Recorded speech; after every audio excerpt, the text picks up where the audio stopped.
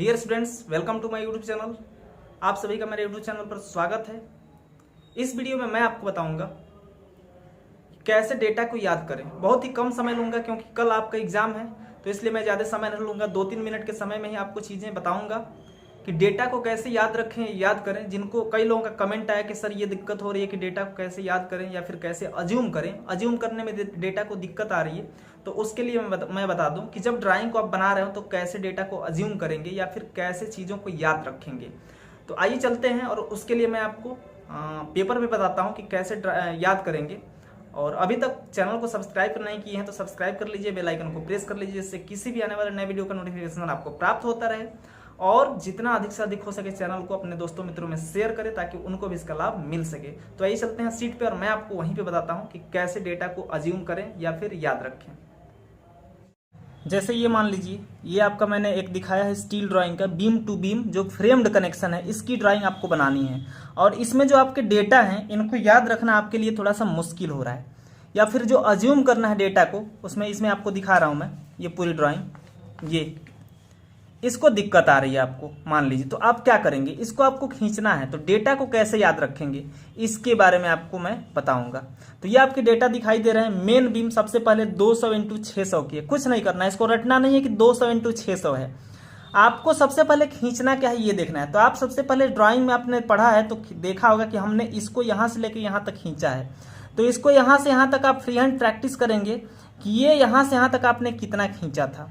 इसको आप पहले खींचेंगे इस प्रकार से और उसके बाद इसके बारे में सोचेंगे। इस प्रकार से सबसे पहले खींचने के बाद इसके बारे में सोचेंगे कि ये यहाँ से लेके यहाँ तक कितना था, और तब ये याद हो पाएगा कि इसकी जो यहाँ से लेके यहाँ तक डेप्थ थी वो कितनी थी, 600 थी। और तब इसको आप लिखेंगे कि 600 थी इसकी जो डेप्थ है। इस तरीके से याद करेंगे। उसके बाद जो फ्लेंज की चौड़ाई है यहाँ से लेके यहाँ तक ये कितनी थी इसके बारे में सोचेंगे, और फिर आपको ध्यान आएगा कि यहाँ से लेके यहाँ तक जो चौड़ाई थी ये कितनी थी, 200 mm थी। कितनी थी, 200 mm। इस तरीके से आप डेटा को क्या कर सकते हैं, याद कर सकते हैं। आप डेटा को याद करने का सिर्फ एक ये बेहतर तरीका हो सकता है। अगर आप रटने जाएंगे कि मेन बीम जो है आपकी 200 mm × 600 mm की है, तो निश्चित रूप से आप क्या कर सकते हैं, उसको भूल सकते हैं। लेकिन ये सबसे बेहतरीन तरीका है आपके लिए। उसके बाद उसमें जो सेकेंडरी बीम आपको लगानी होती है, 125 उसकी चौड़ाई और 250 उसकी गहराई होती है। तो कैसे याद रखेंगे, मिड पॉइंट से जब इसको खींचते हैं तो ये इसको खींच लेते हैं। उसके बाद इसको याद करते हैं कि ये यहाँ से लेके यहाँ तक हमने कितना खींचा था। तब ये आसानी से आपको याद हो जाएगा और फिर कभी नहीं भूलेगा कि यहाँ से लेके यहाँ तक जो डेप्थ है इसको आप कितना खींचे थे। उसके बाद इसमें जो ये मोटाई है फ्लेंज की, ये यहाँ से लेके यहाँ तक ये इस प्रकार से ये कितनी थी इसके बारे में, ऐसे ही जैसे मैं खींच रहा हूं ऐसे ही आप भी फ्री हैंड जब खींचेंगे तो आपको याद आएगा कि जो फ्लेंज की मोटाई थी ये कितनी थी, 20 mm लिया था कि 10 mm लिया था कि कितना लिया था। थिकनेस ऑफ फ्लेंज 15 mm हालांकि इसमें है। TW thickness of wave 10 mm है। मेन बीम में थिकनेस ऑफ फ्लेंज 20 mm है और थिकनेस ऑफ वेव 15 mm है। उसके बाद ये मेन बीम में आपको याद आएगा कि ये वेव की जो मोटाई है कितनी थी, तो तब आपको याद आएगा कि ये 15 mm लिए थे। स्केल पर जो चेंज किए थे 5 के, तो ये 3 mm आया था।